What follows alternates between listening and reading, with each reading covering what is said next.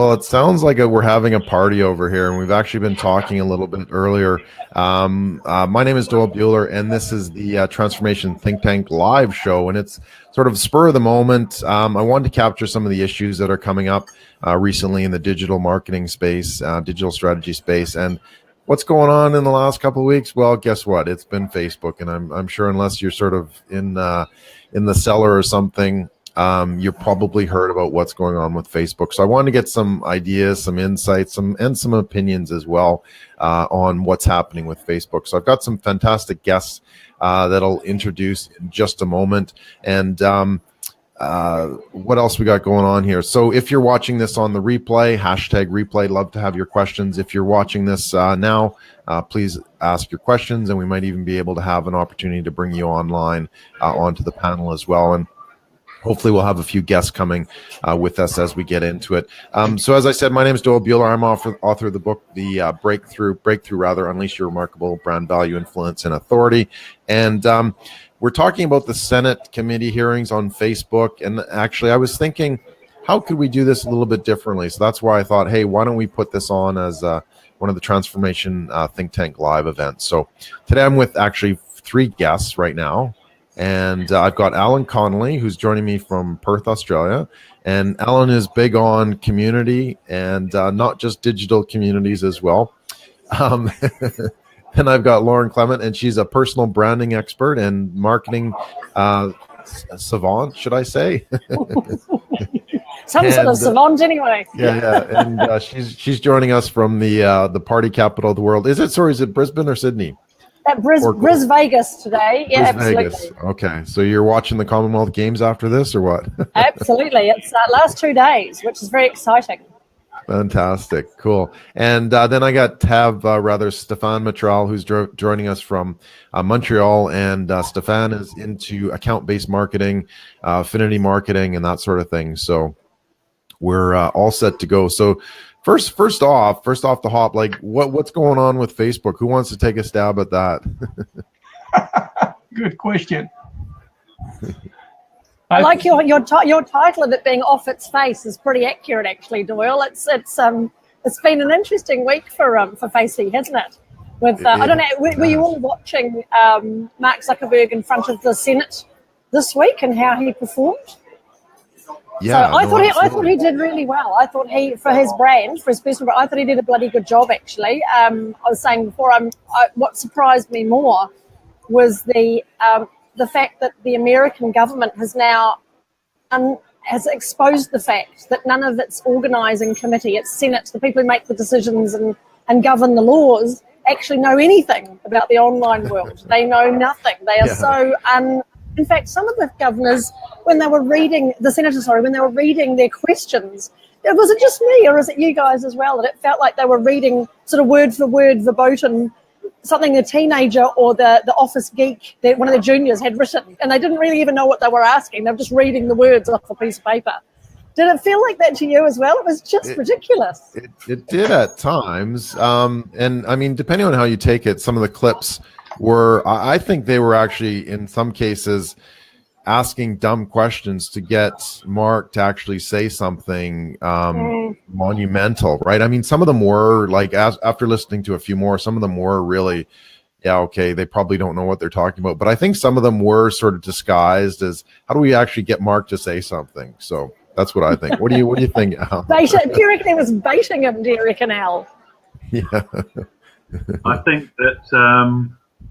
like you say, he did a wonderful job in such a challenging circumstance, really. And it just shows that,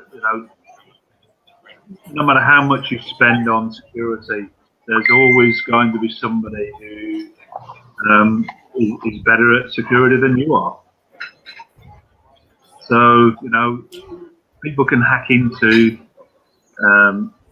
defense systems and banking systems, so it should be pretty easy to hack into Facebook, really, shouldn't it?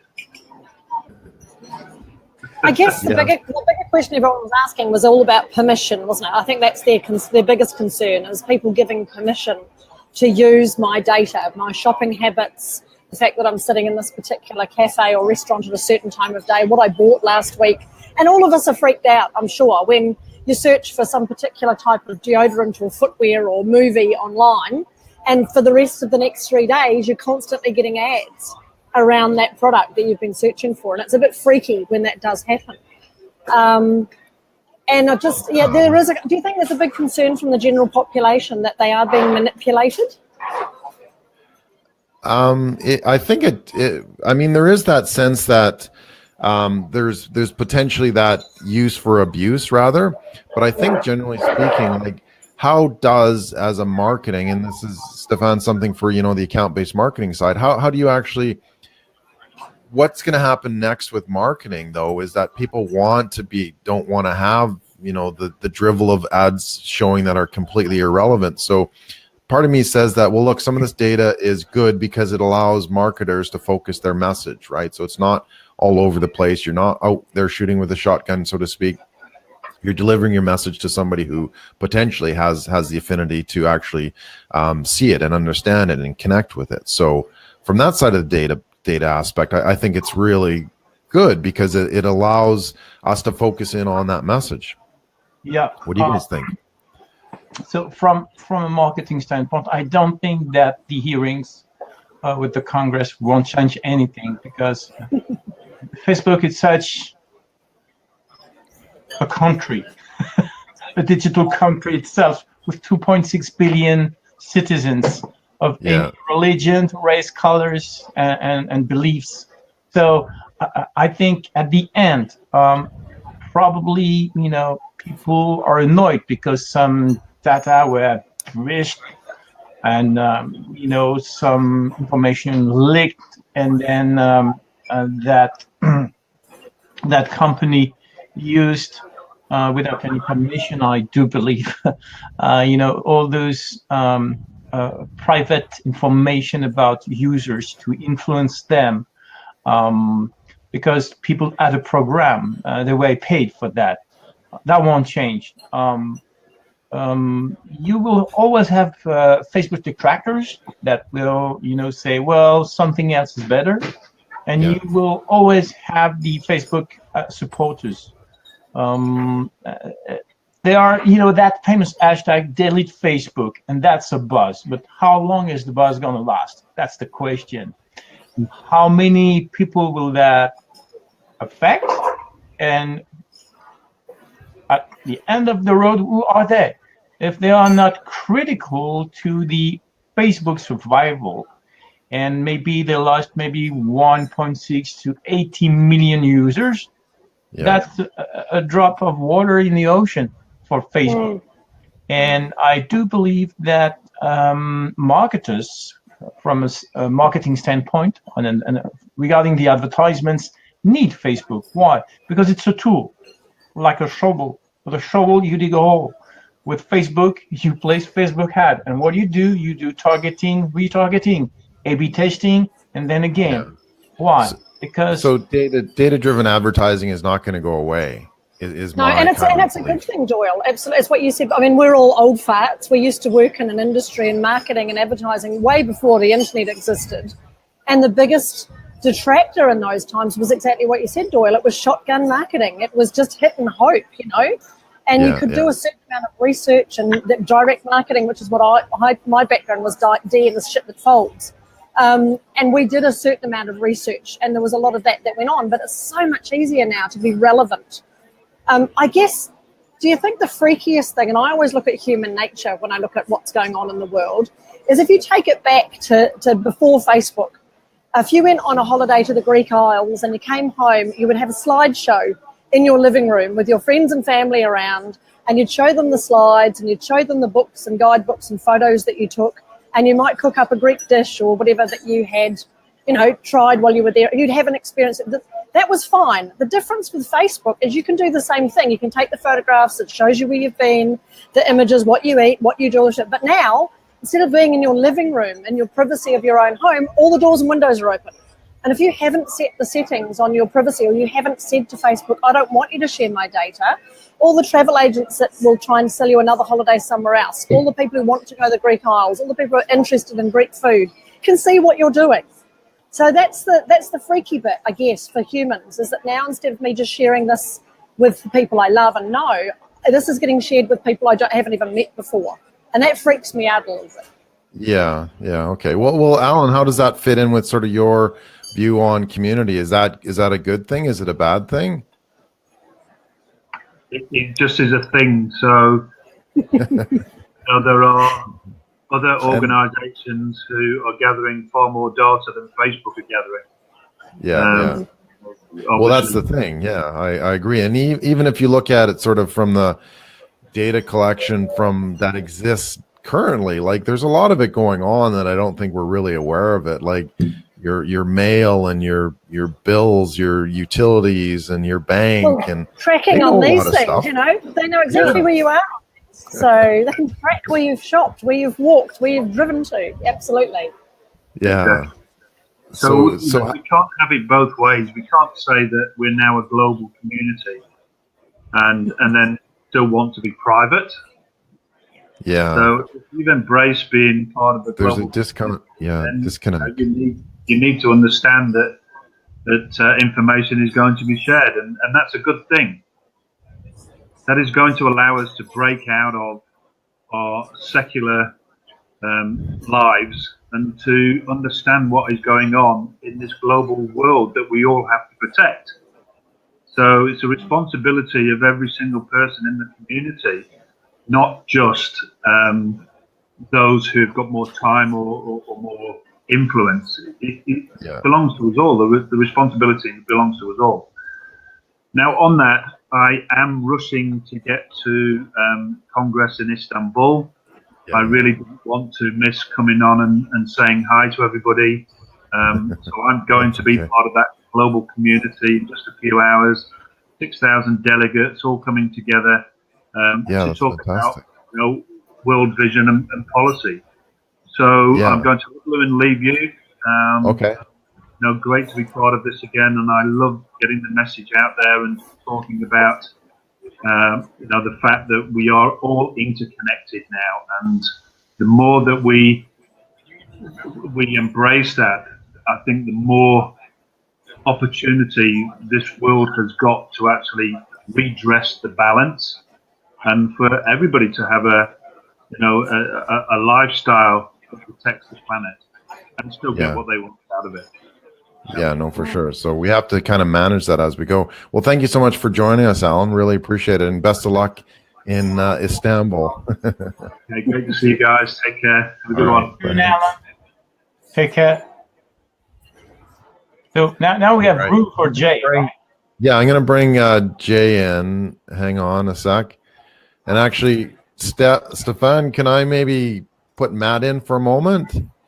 Sure, no problem. Okay, hang on. Hey, Jay.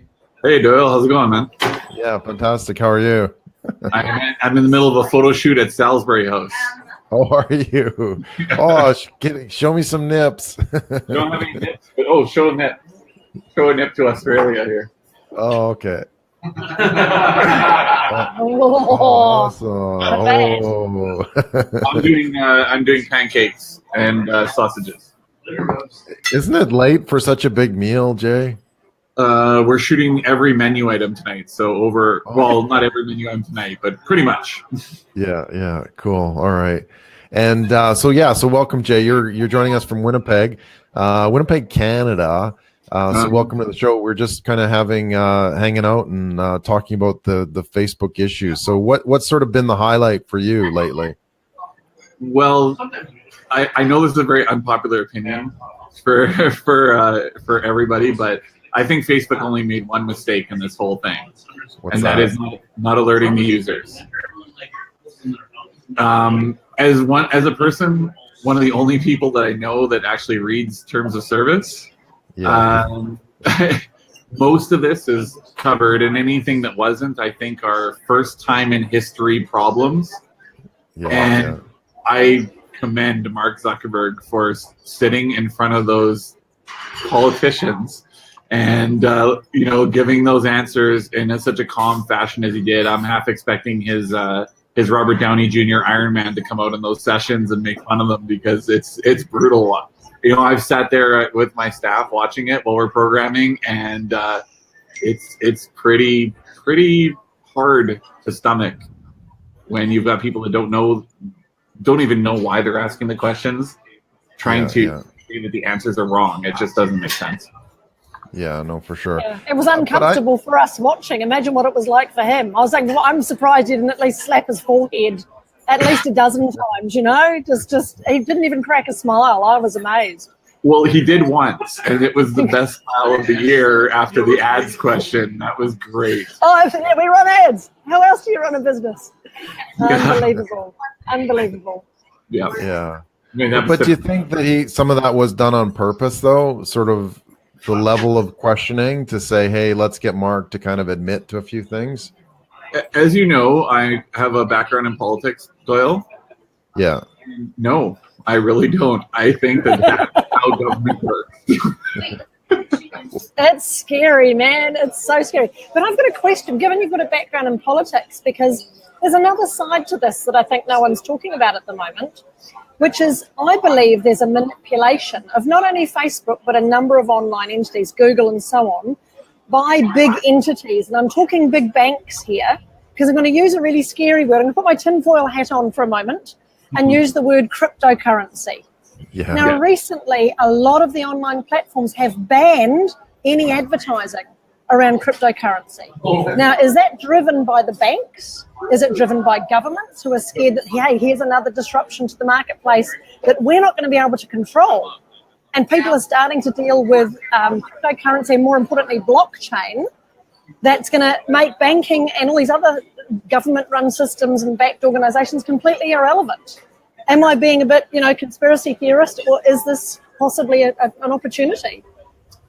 Well, I think there's always a little bit of conspiracy in everything that the government does. Only a little bit. Which part, though? My thing is, having spent a lot of time at Facebook, and, it's kind of funny because when you talk about a corporation, you think about it as this large entity that doesn't have a soul almost, right? That's the way a lot of people look at large corporations. So, it's easy to write off a corporate titan as some kind of evil entity. But I've met a lot of people at Facebook, higher up and lower down, and I don't know. I don't believe that that platform, I think they know what they have, and I don't think they can be manipulated that easily. And I think that's why we're seeing what's happening right now, because, there are a lot of scams around cryptocurrencies. You can read about like there is around anything that's new and disruptive and innovative. There's like Doyle said before, there's the good and the bad. Yeah, you can't have it just one way, unfortunately. Yeah, but we used to, when there was a problem, we used to go out and fix it and then move on. Now when there's a problem, can I swear, Doyle? What? We shit on it until it dies. So I think that like I said, Mark Zuckerberg is dealing with problems that nobody in history has ever had to deal with before. Cryptocurrencies are presenting problems that nobody's had to deal with before, and all the guys that we saw asking Mark Zuckerberg questions stand to lose a lot of money by both of those things. So I believe that I don't believe that the government's working with Facebook to hold back cryptocurrencies, but I believe that the government is inflating the scams so that cryptocurrency ads will go away. Yeah. Okay, cool. Hey, I want to introduce our next guest on the panel, Matt Bergman. Welcome. Hey. Matt, where are you joining us from? I'm in New York watching the Red Sox pummel the Yankees. Okay. Great to be with you all. All right, yeah, no, really appreciate it, Matt. And what's your specialty? I'm a little bit of jack of all trades. My career started in politics. I'm an attorney who currently works in marketing, and I also run a very small family office investment fund. So okay. I come at this from a few angles. Yeah, well, that's cool. So what are some of the highlights for you for what's been happening, legal or marketing or otherwise, with Facebook, that is? I think it's bleeding a bit. I think it's going to be just fine. I think Mark Zuckerberg was lucky to be able to face off against the genius that is the United States Congress. that was an easy fight for him. Yeah.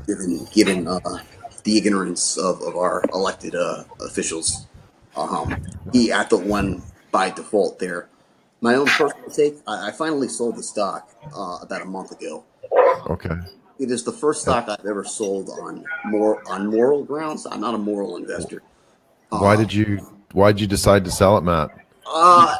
So I'm someone I assume that all of my data is out there and that anyone might have it. I'm not worried about me. Where I took true offense and was the ability to access friends. I'm someone, I protect my posse. That bothered me. I think on a moral level. The PR response I thought was negligent and not becoming the kind of company that I feel like Mark Zuckerberg wants to run. So as someone who practices in that area, I just found that very disappointing. The drip of disclosure. Sure, they're doing what they're obligated to do, and I agree. This is in the terms of service. I don't believe any crimes committed here. Well, please. It almost seems like they're. I mean, you can always look at a situation with, in reverse with sort of 2020 vision, as they say. But I think they're almost expecting Mark to be able to know what he's doing. And to some extent, I don't believe, with some subtlety you would. But it is kind of this uncharted territory. So should we be blaming Mark for this kind of stuff? Or is it just society in general that's saying, hey, we don't really care? Because I think, Jay, was you who said, who actually reads the terms? Nobody reads the terms. Everybody knows what they're getting into. But then when something like this happens, we're all up in arms. It's like, well, how could you? And it's like, well, guess what? You signed up. I don't think I blame Mark necessarily. Certainly not individually. I think he's probably a well-intentioned individual who is very aspirational in what he has created and what he hopes to create. I certainly don't think that Mark Zuckerberg is on the list of evildoers that we need to be worried about in this world. Certainly, I do find it somewhat surprising that this sort of scenario wasn't gamed out. A much more affirmative disclosure plan wasn't ready to go. Just in looking at the press release, when customers are affected and the word "I" is in the statement 10 times and the word "you" 15, not a great ratio, in my view. That's a little more company centric than I would like to see. Of course, in taking any responsibility, it switched to the collective "we," which I also didn't particularly care for. But I think Americans are always great at working up outrage over something. Facebook has Can we quote you on that, Matt? Americans are always good at making outrage on something. We are very good at that, and Facebook has been the target certainly since the revelations about the election. And one thing that sort of popped in my mind is how many of these politicians, whether they know it or not, may have a conflict of interest in even thinking about regulation. No, for sure. And there was actually a question by, or one of the videos that I watched was with Ted Cruz, just hammering Zuckerberg. And I thought, well, what, I don't know. Jay, you're shaking your head. What do you think? There is something really wrong with Ted Cruz questioning anybody's intelligence or morals or ability to do anything properly in this world. I'm going to agree with that. Although I will note he does have a history as a constitutional attorney. He may sadly be more well informed of the Constitution than anyone else on that panel. Otherwise, I agree with Jay 100%. Every word that comes out of his mouth is somehow unfortunate. And I thought he tried to play too much the lawyer. Too much. He was looking for his gotcha moment. Yeah, I agree with that. Yeah. This situation does not need a lawyer. This situation needs calm, intelligent people to look at the problem and solve it and move on to the next problem that will inevitably be there. I mean, we got to keep in mind. Absolutely. We not the biggest troll scheme of the century, I think, was MySpace. MySpace had more trolls than it had real people. Yeah. You know, like this is not a new and this is a problem. These elected officials don't even know that, right? They think that Mark Zuckerberg created trolls, you know, and that's just not the case. And they just, you know, I've always said government should be the top experts in a field, because they can't know everything. And it's nothing against them. I don't know everything. None of us know everything, right? But if you're gonna have a panel of people hold Mark Zuckerberg to a standard that has hindsight as an advantage, then you need to make sure that it's people that I can actually hang in a conversation and have a real conversation with them. Yeah, absolutely. I would agree with Jay. So I'm redlining on my computer, so I can't hang around for long. But the difficulty being with politicians and with every civil servant is they're trying to make rules and laws and run the world in such a way that human beings aren't really allowed to have any common sense. The expectation is they're dealing with the lowest common denominator, the people who actually don't understand and make bad decisions. And the big question that people weren't really asking was, so what are you doing with this data? And let's face it, the human brain has always been taught how to buy and make decisions and like or not like things the same way it has for centuries, for decades, since we were cavemen. The fact that you've now got Facebook and people being able to use that data to sell things to you or to encourage you to vote a certain way or so, whatever, it's not going to change the way that human beings react to it. It's just a different channel, a different way of reaching the same people. We're still, in reality, I think they probably should look at the fact that they need to test people to enable them to vote. I reckon that people probably, you need to sit an exam, you know, do you know what the Constitution is? Have you read the Declaration of Independence? Do you know how the Senate works? Answer these questions and then you can vote. We're all to blame on. Oh, absolutely. I'm lucky because I don't get to vote anywhere. I live in Australia. I'm not a citizen, so I can't vote here. And I have been out of New Zealand for too long. I can't vote there either. So I have no country, which is awesome. I'm quite glad that I don't have to vote, which is great. But I do have lots of opinions, of course. No one can make up for collective American ignorance. Well, I think there's a lot of it around the world, Matt. Don't be so. Here's the thing with them saying that Facebook is responsible for corrupting the 2016 election and the Brexit and all that. The campaign, as it exists today, is unnecessary. If you want to solve the problem, you don't try to get rid of the Russian trolls. You get rid of the campaign. You build one website with the platform of each candidate. Everyone can go there. For the people who don't have computers, they can phone in for a brochure to be emailed to their home, and then people go and vote. It's over. It's done. Yeah, it's not common sense, isn't it? Absolutely. Hey, guys, I got to go because my computer's going to shut down. It's been absolutely brilliant being here. I'm going to watch the rest of it on the recording, I'm sure, Doyle, and see what else you guys get up to. So enjoy talking shit about Facebook. I think it's brilliant. Thanks guys. Just quickly before you go, Lauren, how can we get in touch with you?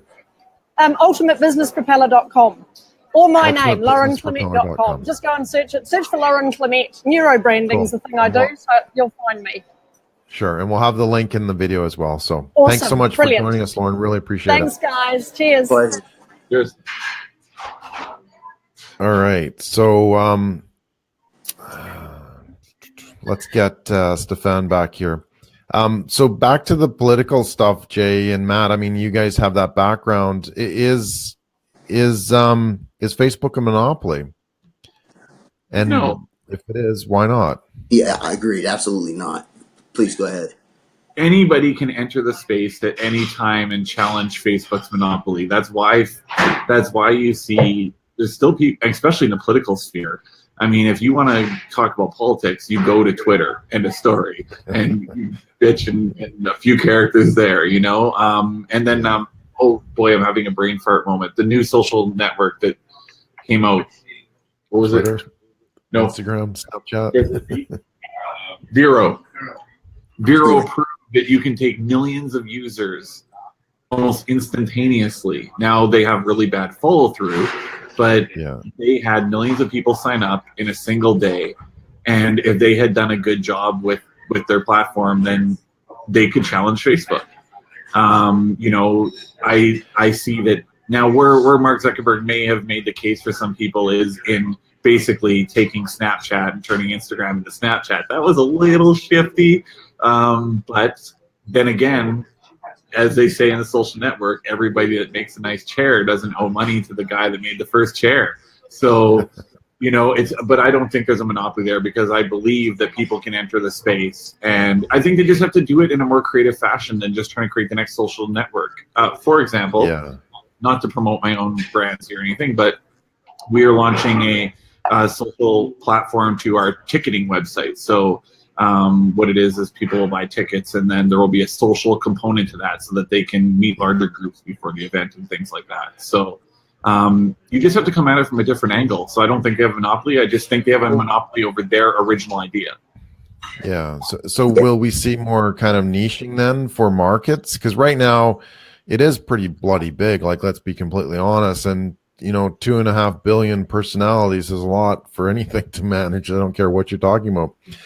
And you're saying, Jay, that let's niche down just an events type thing so people who want to connect with events, or, you know, that sort of thing. Like, can we see maybe Facebook breaking it down and saying, well, let's niche, or perhaps that is the next, you know, beyond Facebook is being more specific with the group itself. So it's not Facebook for everybody. It's, you know, social network for these types of people and these behaviors and that sort of thing. I see Facebook sort of being like a bank. Sorry, Matt, I didn't mean to. No, please go ahead. Facebook's kind of almost like a big bank where, you know, there's a lot of different pieces that are connected to it and can make money off of it, can build services off of it, and can work within the ecosystem. And I think Facebook just won the race. And now it's time to figure out one. I got a question for Jay. Oh, sure. Yeah, I do agree with you that, like, Facebook act as a bank because it's huge, right? But the fact we have to ask ourselves one question, and that question is an ethical one. The data. You are the producer of that data. You, Matt, Doyle, myself, Lauren, right? And many others. Is Facebook paying any cent to one of us for the data he resells to corporation to target us? No, they shouldn't. So imagine one day, especially in blockchain and cryptocurrency, some inventive guys just come up and say, okay, give up with Facebook, come on my social media platform, and I will put you in charge of naming your price for your personal data sharing and use. I want to be there taking a selfie with Zuki face.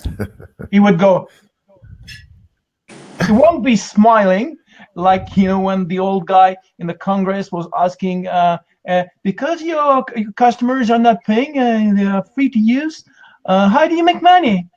We're on ads.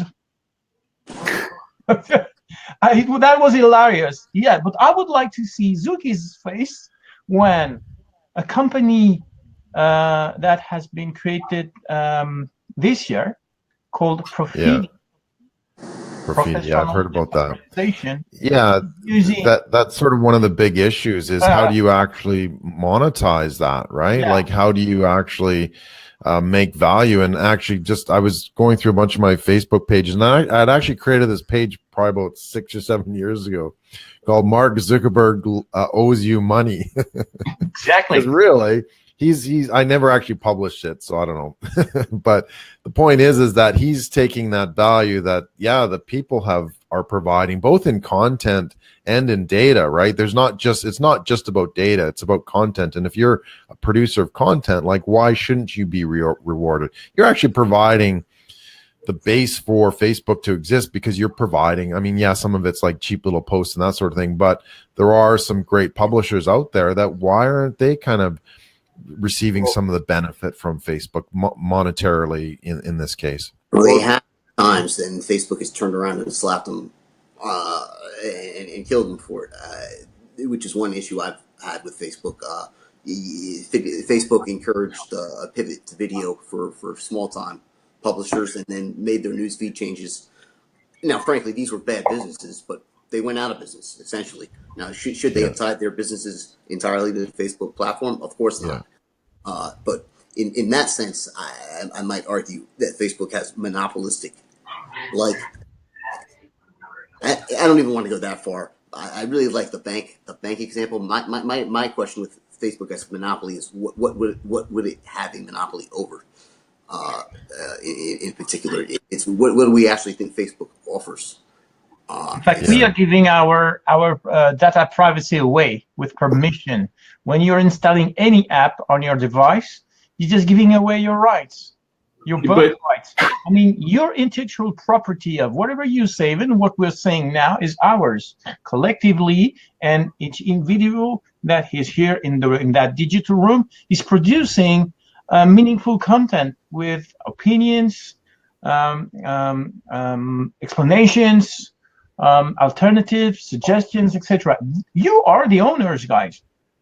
Not Mark Zuckerberg, not LinkedIn, not anyone else. So I think a variety of data privacy should be give it back to the user, the professional one or the individual one, and we could make money out of that. Do you think that people are not struggling enough? So when we are having some kind of free time or pro time on social media, if want to access our data, they should pay for that. Yeah. That's a communist social network, though. Go ahead, Jay. I think I'm going to be the evil villain on this conversation, because I think any ethical question in regards to Facebook owning content or whatever, I'm an author just like you, Doyle. I produce fiction writing, and I somehow manage to sell books, even though I produce free content on Facebook. And I produced that free content on Facebook because I signed a user agreement that said my content would be used by Facebook. If I don't like it, I get off of Facebook. Now, Facebook, I use it as a vehicle with my free content to sell my paid content. I think the thing here is that, Doyle, when did we meet? How long ago? It's probably like 2006, 2005. Yeah, something like that. So that was back in days when I was slanging flyers and spending $100,000 a month on radio. And Facebook and sites like that gave me the ability to no longer have to go out in a Winnipeg, Canada winter and put flyers up. And it allowed me to not have to spend so much money on radio, because I was able to go onto MSN Messenger, MySpace, Nexopia, Facebook, Twitter, and advertise what I was doing. So I think if you look at it as a single source for your content and for your information, then you're in trouble. But if you look at it as a vehicle to sell all that content yourself, then you can make money. I've made tons of money off of Facebook. I love Facebook. I'm so happy to have Facebook. It's made my life so much better. And trust me, Stefan, if you don't want to go in a Winnipeg winter and advertise in January. Especially for an outdoor event. That was very good. That was very good. I completely agree with everything you just said. Yeah. I think we should all think multi-channel. Facebook is one. If you have already constructed and built audience on it, you keep it. But I think it's like being a fisherman, right? Where are the fishes? Is there only that territory or that international waters that you have those species of fish that you are selling, or do you want to diversify as a fisherman? Well, that's maybe the future of your business, of your sustainability, and most of us are Canadian here, and it's all about putting some Canadian bacon on the table, right? I like American bacon, just for the record. If Canadian, exactly. The bacon was not that far away. If we are not thinking about putting the bacon tomorrow morning on the table, what's going to happen for us and families? Yeah. Well, it's about being strategic, really, and seeing it as Jay said, it's just a tool, right? And we kind of have to understand that, and I think a lot of businesses did get caught up with that is their business, and if you're sort of releasing that power to say, well, I'm just going to operate as sort of a subset of Facebook, like you don't really have a business. If they change their model, or they change their parameters, or they change something, like it's destroyed a couple of media companies just because that was their one, their one egg in their one basket, so to speak. Doyle, I'm gonna have to run back to the photo shoot, but I like the tool thing, because I look at Facebook as my hammer, I look at Goodreads as my wrench, I look at Twitter as my screwdriver. But I would say with Facebook and the way that things are going, Goodreads is a perfect example of what we're talking about with taking a niche and building a social network out of it. Now, it's never going to be Facebook. No. But it's always going to be as important to Facebook as authors as Facebook is. So I think that if those kind of communities can build, like if you're a fisherman and you want to, fish, build a fisherman network, and use Facebook to your advantage with that. Let Facebook give you all the convenient login tools and all those things. But at the end of the day, I think, yes, our data is our data, but if we sign up for a site that says that they can use our data to advertise, then that's our own fault. If we can't complain about it afterwards if we've signed the agreement. Yeah, exactly. So cool, excellent words. Thank you so much, Jay, for joining us. How can we find you online? My agency is thinkds.agency, or you can find me and all my colorful posts on Instagram, jwrights.ca. And what was the website again? syncds.agency. So syncds.agency. Okay, perfect. Yeah, thanks so much, Jay, and good to chat. Maybe we'll get you on again. Pleasure to talk to you. Thanks. Take care, Jay. Thank you. So, Matt and Steph, let's wrap this up too. What are your sort of final thoughts on this? What's going to happen with Facebook, or what should we do? What should businesses do going forward? Stefan, you want to start? Yeah, I think it's like you're in an airplane, and then the plane starts to shivers, tremble, and goes down. Just don't panic. Facebook is Facebook. It's easy for you to say. Friendship, and others are using that in a more professional way. But that's not the only tool for professionals. So I would rather, have like all my eggs in one basket, but in different baskets, and then demultiply or break down my egg into slices, and then look and compare.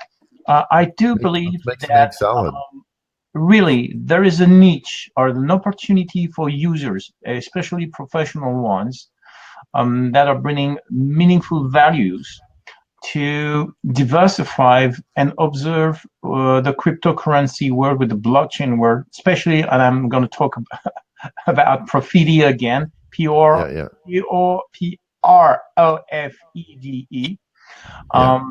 because it gives back the power to the user, especially the professional one. And then if you are producing things every day, right? These are data on the internet, on the cloud. Yeah. If a company is ready to access this data, I would take the example of LinkedIn. Okay, you have specific skills, and you're the top-notch top three experts or top 5 experts in the industry in the world, or in your continent, right, or the country. Well, you're having your business, or you're working for a company. If someone wants to attract you, or hire you, or try to headhunting you, right? Yeah. It's okay, but they should pay for that. Otherwise, it's a loss of time. It could be an attempt to your reputation. It's a breach of loyalty with your current employer, etc., etc. So there is no compensation. So I'm more into a fair trade mentality for the future and for the users. And it's hard finding that value equation that really works as well, because time is valuable, people are valuable, right? These platforms add some value to it as well. So there has to be some kind of value exchange, that not just sort of you spreading your data, spreading your content and that sort of thing. So I think data privacy use should be regulated by governments. Yeah, really. Why? Yeah. First of all, it gives a balance between those multi-zillion company, that are making, when you understand that there is $80 billion for the Facebook value, and what are our asset value? Around the microscope, right? Something. This should be fair. I'm not asking for having half of what Zuki does, but having a fair trade of my data. If it's used, if it's sold, I should get a cut, a share, right? Would that be dollars, euros, British pound? I don't care. Even if it's into cryptocurrency, then their actual real currency should be converted into bitcoins or anything that goes with the blockchain, right? That would be fair. And I do believe if a company builds a business model, a reliable one, with a critical mass of users, such as Profiti does with BB, with 13 million users around the world, well, that's a path to look. Why? Because it's an alternative. Otherwise, we are living in all world, right? It's Big Brother. You have one choice. Your boss is Stalin. There's one way of thinking, and then you can't go left, right. You just do as said, and you have no point. What do you think, Matt? Would that be more fair?